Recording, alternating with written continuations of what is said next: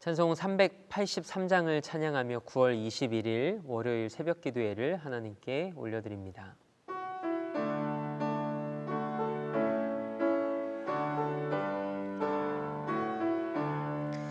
눈을 들어 산을 보니 도움 어디서 오나. 천지 지은 주 하나님 나를 도와주시네. 나의 발이 실족치 않게 주가 깨어 지키며 택한 백성 항상 지켜 길이 보호하시네. 도우시는 하나님이 내게 그늘 되시니 낮의 해와 밤의 달이 너를 상치 않겠네.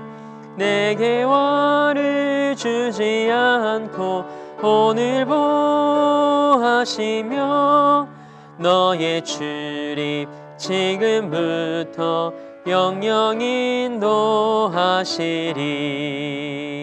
아멘. 사도신경으로 우리의 신앙을 고백합니다. 나는 전능하신 아버지 하나님, 천지의 창조주를 믿습니다. 나는 그의 유일하신 아들 우리 주 예수 그리스도를 믿습니다. 그는 성령으로 잉태되어 동정녀 마리에게서 나시고 본디오 빌라도에게 고난을 받아 십자가에 못 박혀 죽으시고 장사된 지 사흘 만에 죽은 자 가운데서 다시 살아나셨으며 하늘에 오르시어 전능하신 아버지 하나님 우편에 앉아 계시다가 거기로부터 살아있는 자와 죽은 자를 심판하러 오십니다. 나는 성령을 믿으며 거룩한 공교회와 성도의 교제와 죄를 용서받는 것과 몸의 부활과 영생을 믿습니다. 아멘. 찬송 570장을 박수하며 우리 한 장 더 하나님 앞에 영광 올려드립니다.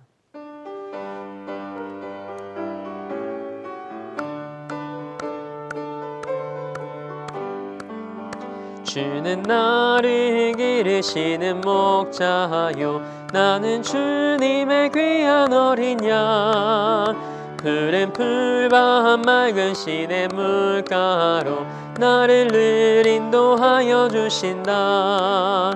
주는 나의 좋은 목자, 나는 그의 어린 양. 저를 따라 꼴을 먹여주시니 내게 부족함 전혀 없어라. 예쁜 새들 노래 아침과 너를 비키는 고운 황혼에 사랑하는 나의 목자 음성이 나를 언제나 불러주신다. 주는 나의 좋은 목자, 나는 그의 어린 양. 저를 따라 꼴을 먹여주시니 내게 부족함 전혀 없어라. 못된 짐승 나를 해치 못하고 거친 비바람 상치 못하리. 나의 주님 강한 손을 펼치사 나를 주야로 지켜주신다. 주는 나의 좋은 목자, 나는 그의 어린 양. 저를 따라 꼴을 먹여주시니 내게 부족함 전혀 없어라. 아멘. 오늘 우리에게 주신 하나님의 말씀은 전도서 8장 11절에서 14절 말씀입니다. 전도서 8장 11절에서 14절 말씀입니다. 하나님의 말씀을 받겠습니다. 고백한 후에 저와 여러분 한 목소리로 합독하겠습니다. 하나님의 말씀을 받겠습니다. 악한 일에 관한 징벌이 속히 실행되지 아니하므로 인생들이 악을 행하는 데에 마음이 담대하도다. 죄인은 100번이나 악을 행하고도 장수하거니와 또한 내가 아노니 하나님을 경외하여 그를 경외하는 자들은 잘 될 것이요 악인은 잘 되지 못하며 장수하지 못하고 그날이 그림자와 같으리니 이는 하나님을 경외하지 아니함이니라.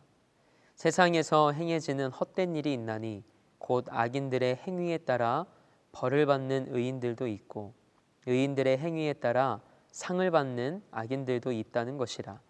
내가 이르노니 이것도 헛되도다. 아멘. 하나님의 말씀으로 새로운 하루를 여는 우리 사랑하는 성도들에게 하나님의 신실하심을 경험하는 이 하루가 되길 축복합니다. 오늘 말씀의 제목은 이해할 수 없는 하나님 신뢰하기라는 말씀의 제목을 가지고 함께 은혜 나누고자 합니다.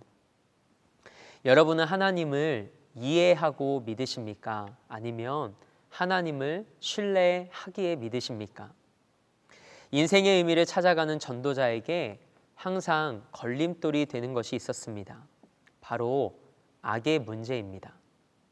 과연 악인은 그에 합당한 심판을 받고 있는가라는 질문은 전도자를 고뇌에 빠뜨립니다. 전도자가 경험하는 현실과 창조주 하나님의 심판 원리 사이의 괴리감 때문입니다. 11절에서 12절은 악인이 흥황하는 현실에 대하여 설명합니다. 그들의 행동에 합당한 벌이나 상을 받아야 하는데 현실에서는 이들의 삶의 결과가 서로 바뀌는 일들이 빈번하게 나타난다는 겁니다. 전도자는 이런 현실적 모순 속에서 다시 한번 인생의 의미를 찾습니다. 우리가 한 가지 물음 앞에 서봤으면 합니다. 혹시 하나님과의 교제가 별로 없는데도 여러분의 삶은 평탄하십니까? 이건 정말 위험한 징후입니다. 하나님의 심판 중에서 최고의 심판이 무엇일까요? 하나님께서 말씀을 통해 우리를 질책하시고 회개를 촉구하시는 것이 아니라 하나님의 말씀 자체가 사라져 버리는 것입니다. 하나님이 침묵하시고 내버려 두는 것이죠. 그보다 더한 심판은 없습니다. 하나님의 말씀이 우리 삶에서 사라져가기 시작할 때 우리는 긴장해야 합니다. 우리가 이 땅을 살아가는 날 동안 내 삶이 하나님께서 기뻐하시지 않는 모습인데 이상하리만큼 내 삶이 평탄하게 느껴질 때가 있습니다. 그러나 사실 그것은 평탄함이 아니라 심판이라는 것을 우리는 기억해야 합니다. 구약에서 이스라엘 백성들의 역사를 통해 우리는 그것을 알 수 있습니다. 특히 북이스라엘 여로보암 왕 이후에 이스라엘의 많은 왕들이 우상 숭배를 합니다. 하나님께서는 그때마다 그들이 돌아오기를 원하셔서 선지자를 보내십니다. 그래서 여로보암 왕 시대에는 아이야 선지자, 바아사 시대에는 예후 선지자를 보내는 등 계속해서 북이스라엘에 하나님은 선지자를 보내십니다. 하지만 북이스라엘의 패역함이 그치지 않자 하나님이 심판으로 보여주신 행동이 있었습니다. 그것은 더 이상 선지자를 보내지 않으신 겁니다. 그래서 바아사의 아들 엘라, 시므이, 오므리 그리고 아하방에 이르기까지 이스라엘에는 선지자가 없었습니다. 그러다가 아하방 시대에 비로소 침묵을 깨고 엘리야 선지자가 등장합니다. 이 역사가 우리에게 무엇을 이야기하는지 아시겠습니까?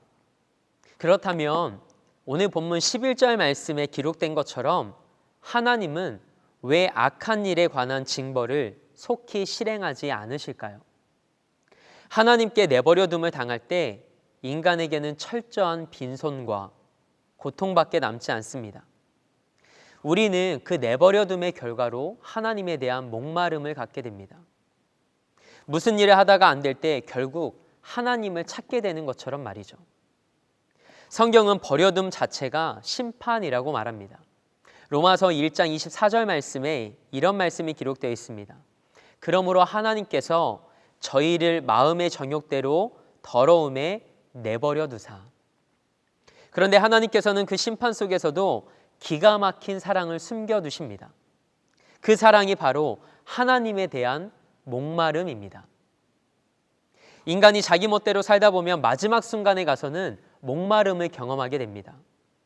이게 아니었구나. 인간은 자율적으로 그리고 자기 멋대로 살 수 있는 존재가 아니구나. 그렇게 깨닫고 하나님을 찾고 구하는 목마름이 생깁니다. 누가복음 15장 말씀을 보면 소위 탕자의 비유라고 알려진 말씀이 기록되어 있습니다. 사실 이 말씀은 탕자의 비유가 아니라 잃은 아들을 되찾은 아버지의 비유입니다. 잃은 아들을 되찾은 아버지의 마음에 초점을 두고 말씀을 읽어야 합니다. 한 사람에게 두 아들이 있었습니다. 그 중에 둘째 아들이 어느 날 아버지에게 말합니다. 제게 주실 재산을 미리 주시겠습니까? 그러자 아버지는 작은 아들에게 재산을 미리 줍니다.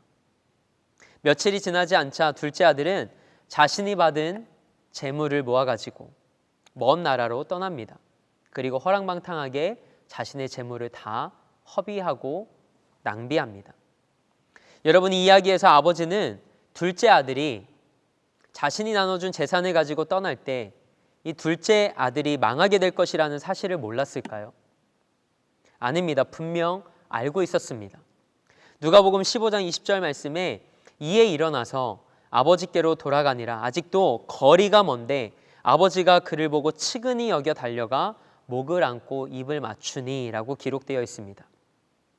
아직도 거리가 먼데 아버지가 멀리서 둘째 아들을 보고 측은히 여기며 달려가 목을 안고 입을 맞추었답니다. 노심초사 애타는 마음으로 매일같이 둘째 아들을 기다리지 않았다면 거리가 먼데 둘째 아들을 어떻게 발견하고 달려가 그를 안고 입 맞출 수 있었겠습니까? 잃은 아들을 되찾은 아버지의 모습이 기록된 것을 보면 우리는 그것을 알 수 있습니다. 바로 이것이 일종의 거룩한 유기입니다. 버려둠입니다. 아버지가 아들을 설득해도 안 되고 눈물로도 안 되니까 그래 네가 원한다면 외국에 가서 네 멋대로 한번 살아봐라 라고 한 것입니다. 이 아들의 아버지는 왜 그렇게 하도록 허락하셨을까요? 목마름을 가지고 돌아오도록 하기 위함이었습니다. 재산을 탕진한 둘째 아들에게 극단적인 목마름이 생깁니다. 그래서 아버지가 생각났습니다. 그래서 비로소 아버지께로 돌아가자라는 결단을 내립니다. 결국 둘째 아들은 버려둠을 통해 완전한 목마름을 경험하고 나서 이 아버지의 품으로 다시 돌아오게 됩니다. 아버지께 속히 돌아오는 것보다 더 나은 답이 없었기 때문입니다. 오늘 말씀을 보면 전도자가 아는 진리는 하나님을 경외하는 의인이 잘 되고 하나님을 경외하지 않는 악인이 장수하지 못하고 멸망한다는 것입니다.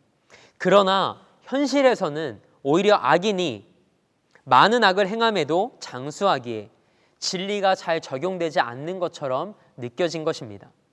이로 인해 전도자는 현실과 신앙 사이의 괴리감을 쉽게 좁히지 못합니다. 사실 악을 행하는 자들은 마음이 담대하기보다는 마음이 굳어진 겁니다. 영적으로 무감각해지는 것이죠. 하나님의 엄중한 심판이 영적 유기를 깨닫지 못하고 회개할 기회를 잃어버리고 있는 것이죠. 그래서 깨닫는 것이 은혜입니다.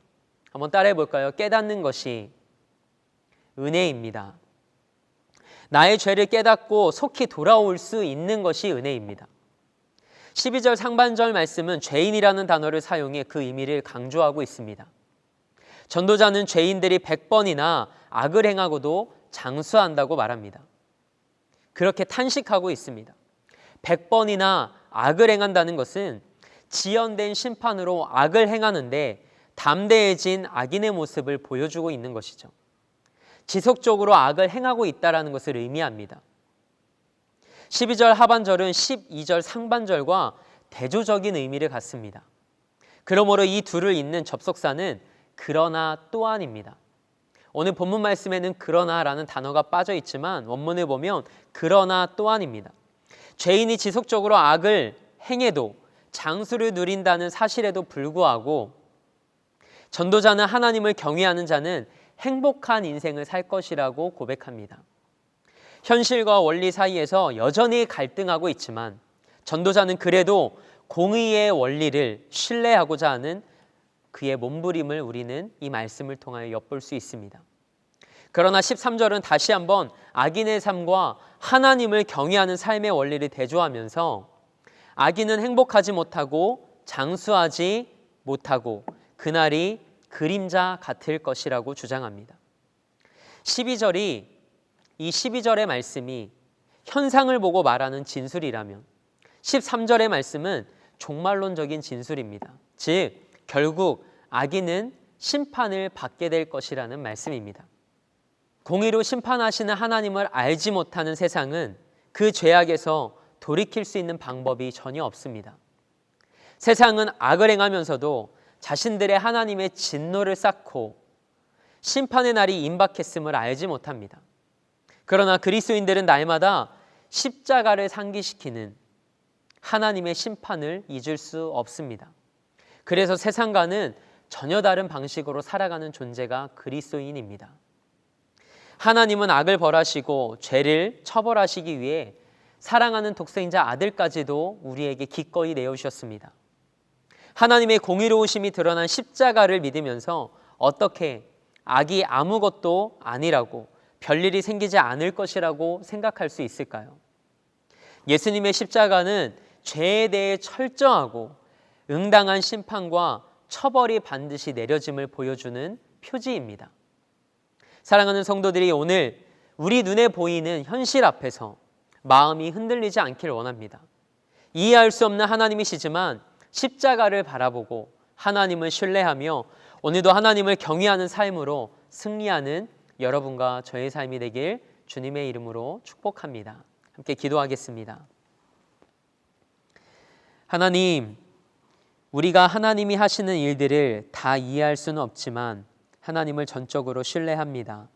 이미 십자가를 통해 보여주신 것처럼 하나님을 경외하며 살아가는 우리의 삶이 최후에는 승리하는 인생이 되게 하옵소서. 눈에 보이는 현실에 마음을 빼앗기거나 흔들리지 않게 하시고 세상의 주인 되신 하나님을 신뢰하며 하나님만 바라보는 삶이 되게 하옵소서. 이 나라와 민족을 위해 기도합니다. 코로나 바이러스 그리고 분열과 갈등의 영으로 가득하여 병들고 아픔 가운데 있는 이 나라와 민족을 하나님 긍휼히 여겨 주옵소서. 이를 위해 기도하는 한국교회와 우리 대림교회 날마다 하나님 앞에 무릎 꿇게 하시고 이 나라와 열방을 품고 기도할 때 이 땅을 새롭게 하시고 고치시는 하나님을 목도하게 하옵소서.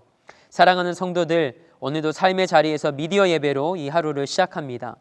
깨닫는 것이 은혜라 하셨사오니 하나님의 말씀을 통해 하나님의 마음을 바로 알게 하시고 하나님이 기뻐하시는 자리에 서는 복된 삶이 되게 하옵소서. 그렇게 일하실 하나님을 기대하며 우리 삶의 목적 되시고 이유 되신 우리 주 예수 그리스도의 이름으로 기도합니다. 아멘. 하늘에 계신 우리 아버지, 아버지의 이름을 거룩하게 하시며 아버지의 나라가 오게 하시며 아버지의 뜻이 하늘에서와 같이 땅에서도 이루어지게 하소서. 오늘 우리에게 일용할 양식을 주시고 우리가 우리에게 잘못한 사람을 용서하여 준 것 같이 우리 죄를 용서하여 주시고 우리를 시험에 빠지지 않게 하시고 악에서 구하소서. 나라와 권능과 영광이 영원히 아버지의 것입니다. 아멘.